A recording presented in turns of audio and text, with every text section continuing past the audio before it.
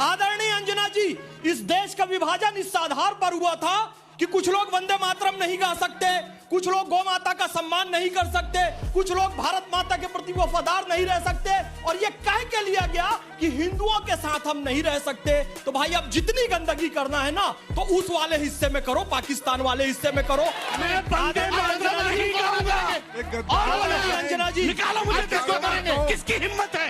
नहीं गाऊंगा, नहीं गाऊंगा। तेवर देख लो, तेवर देख लो। मैं कह रहा हूँ हमारी पार्टी जो है, हमारे सबने इन्होंने भी बोला, उन्होंने भी बोला, और इनकी पार्टी के इन दोनों लोगों ने बोला वंदे मातरम, इन्होंने क्यों नहीं बोला? अच्छा आप सुन लो ना, अब हो गया। अच्छा आप हो गया, अब बात आप मोहब्बत से बात करो, घमंड से नहीं। पहली बात एक मिनट सुनो, सुनो सुनो सुनो, बैठो। अरे आराम से, आराम से, आराम से बैठो। मैं घमंड से बात नहीं कर रहा। सुनो, अगर आप बंदे, तुमने कैसे कह दी? ये ऐसे खड़े हुए, इन्होंने बोला जिसमें दम है मुझे निकाल के दिखाओ देश से बाहर। अगर ये वंदे मातरम ना बोलेंगे तो हमारा अधिकार है देश से बाहर निकालने का। हाँ चलो ठीक है। तो हेलो दोस्तों, नमस्कार, जय जय श्री राम। दोस्तों आज का एक और डिबेट वीडियो काफी कमाल का होने वाला है, क्योंकि आज के डिबेट में आप सभी को यही देखने को मिलेगा कि हमारे भारत देश में अभी भी कितने गद्दार बचे हुए हैं। क्योंकि दोस्तों आज के इस डिबेट में मौलाना अंसार रजा वंदे मातरम का विरोध कर रहा था, फिर उसके बाद डिबेट में बैठी हुई जनता ने इसे बहुत ही अच्छा सबक भी सिखाया है और बहुत ही अच्छा जवाब भी दिया है, जिसे आपको देखना और सुनना जरूर चाहिए। तो आज के इस डिबेट में आप लोग शुरू से लेके अंत तक बने रहिएगा, वीडियो को पूरा देखिएगा, तभी आप सभी को पूरा डिबेट समझ में आएगा। और हाँ दोस्तों, अगर आप सभी को ये डिबेट अच्छा लगता है तो वीडियो को लाइक करके चैनल को हमारे जरूर सब्सक्राइब करिएगा। आइए आज की इस शानदार डिबेट को स्टार्ट करके देखते हैं। चलो भाई देखो अब मैं क्या करता हूँ। मेरा कांग्रेस के प्रवक्ता जी से सवाल है कि बीजेपी सरकार तो अभी है जो 150 वर्ष के रूप में उसको सेलिब्रेट कर रही है, लेकिन आपने जो 75 वर्ष के रूप में उसको सेलिब्रेट क्यों नहीं किया? क्योंकि आप तो है जो उस समय कानून का गला घोटने में लगे थे, और आज है जो किसी ने एक सही कहा है कि देर आए दुरुस्त आए, लेकिन आए तो सही है, आपने तो याद ही नहीं। ठीक है, जल्दी से। अरे राज्यसभा का पूछो जो जवाब। मेरा सर से सवाल है, सर ने कहा था कि जो है वंदे मातरम बोला जा सकता है नारे के तौर पे। आपको शायद पता होगा पुराने समय में भी जब राजा महाराजा युद्ध पे जाते थे तो नारे से पहले उनके अंदर जोश भरने के लिए गीत दिया जाता था। तो वंदे मातरम का गीत जोश भरने के लिए था, तो उसमें क्यों कटनी छटनी की गई? वो पूरा 6 स्टैंजा का गीत क्या जोश नहीं भर सकता था? मेरा कांग्रेस के स्पोक पर्सन से क्वेश्चन है, नेहरू जी की क्या मजबूरी रही होगी या किसको खुश करना था कि उन्होंने 1937 में वंदे मातरम के 5 स्टैंजास को काटा था? बहुत बढ़िया लिख के लाए हो, गूगल किए हो, क्या किए हो? मैम एक्चुअली हम लोग अगर भारत में रहते हैं तो वंदे मातरम बोलने में शर्म किस बात की है? गुड, बहुत बढ़िया, बहुत बढ़िया। और मेरी क्वेश्चन है कि वंदे मातरम बोलने में क्या कोई धर्म विशेष को समस्या है? किसी को विभाजन करवा दिए यार देश का, और क्या? मैम वंदे मातरम हमारे देश की आजादी की लड़ाई की रगों में दौड़ता था, फिर आज इससे किसे एलर्जी हो रही है? बस क्या बात है। कितने लोग हैं जो ये मानते हैं कि वंदे मातरम को लेकर अगर ये मनाया जा रहा है जश्न तो ये अच्छा है और इस पर चर्चा होनी चाहिए? कितने लोग ये मानते हैं? हाथ उठाइए। चर्चा का विषय? यस मैम, इस पे चर्चा ही नहीं होनी चाहिए। ये हमारे देश का गीत है, इसे सबको बोलना चाहिए। एडवाइजरी है आपको, आपके ऊपर है बोलना नहीं बोलना। मैं तो बोलूंगा, मैं भारत का नागरिक हूँ। जय हिंद, जय भारत। बात तो सही है। बिरादरान हिंद, अस्सलाम वालेकुम रहमतुल्लाहि व बरकातहू। भारत माता की जय श्री राम। आदरणीय अंजना जी, वंदे मातरम। हमारा स्पष्ट मानना है, वंदे मातरम, वंदे मातरम, चाहे जिंदा रहे चाहे मर जाए हम गाएंगे गाएंगे हम वंदे मातरम। वंदे मातरम का जो गायक नहीं है भारत में रहने के लायक नहीं है, स्पष्ट बात है। आदरणीय अंजना जी, इस देश का विभाजन इस आधार पर हुआ था कि कुछ लोग वंदे मातरम नहीं गा सकते, कुछ लोग गौ माता का सम्मान नहीं कर सकते, कुछ लोग भारत माता के प्रति वफादार नहीं रह सकते, और ये कह के लिया गया कि हिंदुओं के साथ हम नहीं रह सकते। तो भाई अब जितनी गंदगी करना है ना तो उस वाले हिस्से में करो, पाकिस्तान वाले हिस्से में करो। आपने पहले देश को काटा, आपने पहले देश को काटा, उसके बाद हमारे प्रिय गीत वंदे मातरम में भी काट छांट की कितना सुंदर भाव है। तोमराई प्रतिमा गढ़ी मंदिरे मंदिरे, हे मां तेरी प्रतिमा मंदिर मंदिर में गड़ी हुई है। तुम ही दुर्गा 10 प्रहरण धारणी, कमला कमल दल विहारणी, वाणी विद्या दायनी, नमामि त्वाम नमामि कमलाम अमलाम अतुलाम सुजलाम सुफलाम मातरम। वंदे, तो वो जो हमारा भाव था कि मां तुझे प्रणाम, तेरी प्रतिमा मंदिर मंदिर में गड़ी हुई है, तो कहां गड़ी हुई है? इसके पहले सुधांशु जी हमारे बड़े भैया ने यहां पर बताया कि माता वैष्णो देवी में मां की प्रतिमा है, माता कन्याकुमारी में मां की प्रतिमा है, उधर ढाकेश्वरी देवी में मां की प्रतिमा है, उधर हिंगलाज देवी में मां की प्रतिमा है, इधर विंध्यवासिनी में मां की प्रतिमा है, और गंगा माता में मां की प्रतिमा है, और गीता माता में मां की प्रतिमा है, और ये भारत माता में मां की प्रतिमा है। उस प्रतिमा वाले असली भाग को, जो हमारा मूल भाव था, हमारे आत्मा में भी भारत महात्मा है, तुष्टिकरण की राजनीति, हमारे आत्मा में भी भारत महात्मा है। सुन लो, को जो इफ्तार पार्टी दे देकर मेरे आत्मा में भारत महात्मा चाहते हैं, वंदे मातरम में आपत्ति करते हैं। एक सेकंड, तो ये मौलाना अंसार रजा साहब, मैं किसी के बीच में नहीं बोला, मैं इतनी अच्छी बात बोल रहा हूँ, बीच में बोल पड़े, दिक्कत यही है। अपने आत्मा में कभी खोजी भारत महात्मा? इनका नाम अंसार हो गया। वाह, मौलाना अंसार रजा साहब, क्या आप उनकी बातों से सहमत हैं जो वो कह रहे हैं? एक होता है रट्टू तोता, ठीक है ना, ये उतना रट करके लाते हैं, सारी टीवी पे वही बखान कर देते हैं, इसके अलावा तो कुछ नहीं आता। नहीं, ये रामायण थोड़ी हो रही है, यहाँ भजन कीर्तन नहीं हो रहा, डिबेट करने आए हैं हम ये नहीं कि कौन कहां विराजा है, कोई किसी का अनादर नहीं करता। जवाब नहीं देंगे, अपमान करके अपना बखान करेंगे। देखिए, इन्होंने एक बात कही और मैं कह रहा हूं कि सिद्धार्थ जी और फैज खान साहब इस बात का जवाब दे दें कि जो इन्होंने कहा है कि जो भारत, क्या कहा आपने कि जो वंदे मातरम के का गायक नहीं वो भारत में रहने के, यही कहा ना आपने?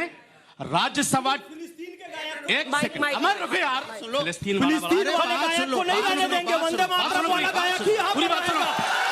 तो आपने कहा कि जो वंदे मातरम का गायक नहीं है वो भारत के रहने के लायक नहीं। भारत सरकार ने राज्यसभा टीवी पर ऐलान किया है कि राज्यसभा में नहीं गाया जाएगा वंदे मातरम। बोलो, आप बोलो, क्या निकालोगे भारत सरकार? सुनो, बकवास क्या बोला? अभी 25 नवंबर को, अभी 25 नवंबर को संसद भवन के अंदर वंदे मातरम गाया गया। सुन लिया? क्या अभी 25 नवंबर को गाया गया? क्या हुआ? क्या बोला? क्या राजसभा टीवी बोला गया? गाया गया और गाया जाएगा। हो गए। बेशर्मो, शर्म करो, शर्म।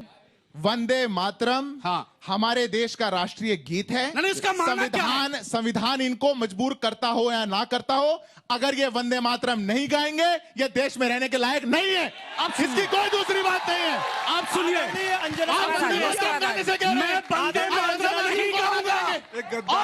अंजना जी, निकालो मुझे, किसको करेंगे? किसकी हिम्मत है? नहीं गाऊंगा, नहीं गाऊंगा। तेवर देख लो, तेवर देख लो, निकालो देश से बाहर। अगर भाजपा के अंदर ताकत है तो निकाले मुझे देश से बाहर। मैं मौलाना कह रहे हैं, मैं वंदे मातरम नहीं गाऊंगा, देश से निकाल के बताओ।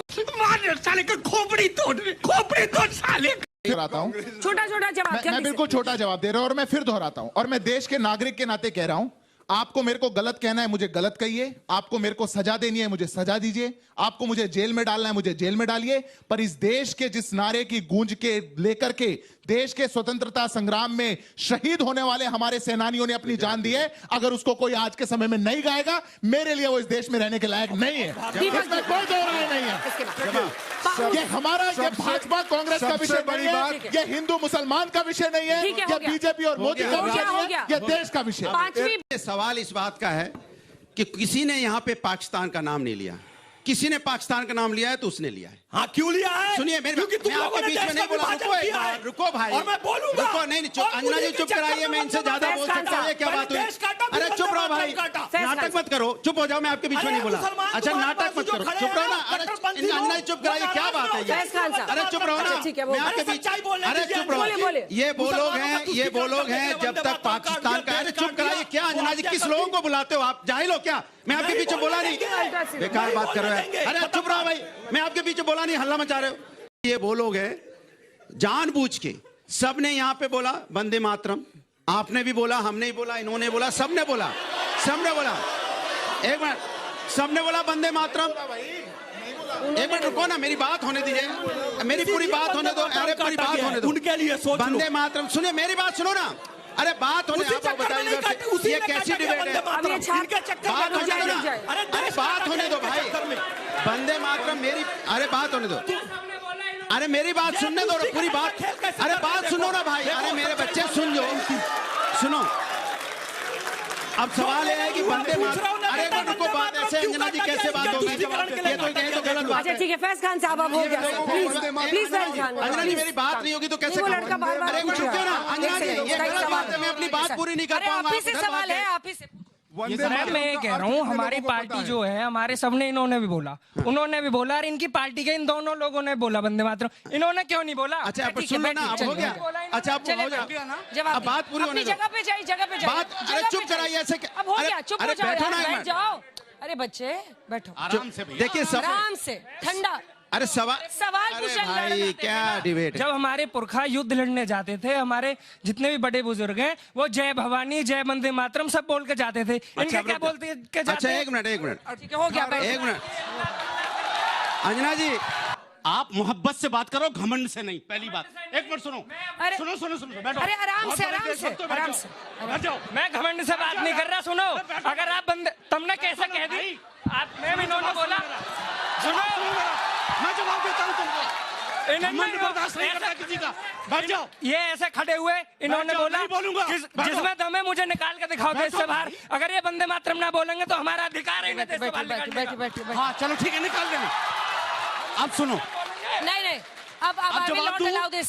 साल हो गए मुझे टीवी की दुनिया में, मैंने अपने देश के खातिर हमेशा खड़ा रहा हूं, लेकिन फैज साहब आपसे हाथ जोड़ के गुजारिश है, बिल्कुल, आप बेशक देशभक्त हैं, इसमें कोई शक नहीं। कहां देशभक्त? लड़ाई लड़ा रहे शुरू हो गया बीच में। देशभक्ति पर आपकी कोई शक नहीं, लेकिन खुदा के वास्ते इस मुल्क के लोगों को अपनी छोटी सी टीआरपी के लिए मत भड़काइए लोगों को, खुदा के वास्ते। देश के टुकड़े की आजादी नहीं मैं नहीं चाहता टीआरपी की बात कर रहे हो। मैं नहीं चाहता हमारे हिंदू मुस्लिम भाइयों में किसी टीआरपी की बात नहीं है। इसके बाद मौका दूंगा मैं आपको। अपने देश के हक में बोलना, आतंकवाद के खिलाफ में बोलना, वंदे मातरम के पक्ष में बोलना, क्या ये केवल टीआरपी है कि मेरे दिल की आवाज है? और सुनो, अगर यह दिल की आवाज है और दिल की आवाज कहने से मोहम्मद फैज खान को टीआरपी मिलती है, वंदे मातरम कहने से टीआरपी मिलती है, तो फिर तो मैं और वंदे मातरम बोलूंगा।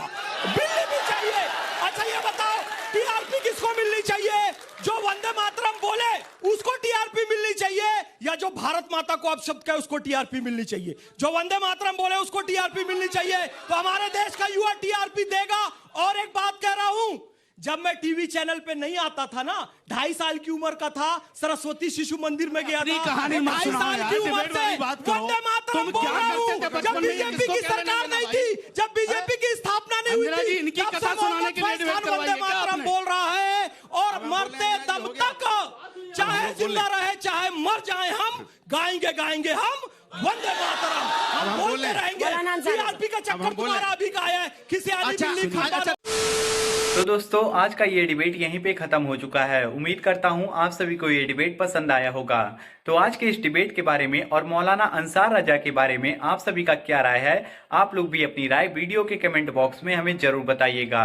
और हाँ दोस्तों, अगर आप सभी को ये वीडियो थोड़ा सा भी अच्छा लगा है तो वीडियो को लाइक कर दीजिए और चैनल को हमारे सब्सक्राइब कर दीजिए, क्योंकि आप सभी को चैनल सब्सक्राइब करने पे ऐसी शानदार डिबेट देखने को मिलती रहेगी। और इस वीडियो को आप लोग अपने घर वालों और अपने दोस्तों के पास शेयर कर दीजिएगा, ताकि उन तक ये वीडियो पहुंचे और वो लोग भी इस वीडियो को देख सकें। आप सभी लोगों से हम जल्दी मुलाकात करेंगे एक और धमाकेदार डिबेट के साथ। तब तक के लिए आप लोग अपना और अपने प्यारे परिवार का ध्यान रखिएगा। जय हिंद, जय भारत, वंदे मातरम, जय जय श्री राम।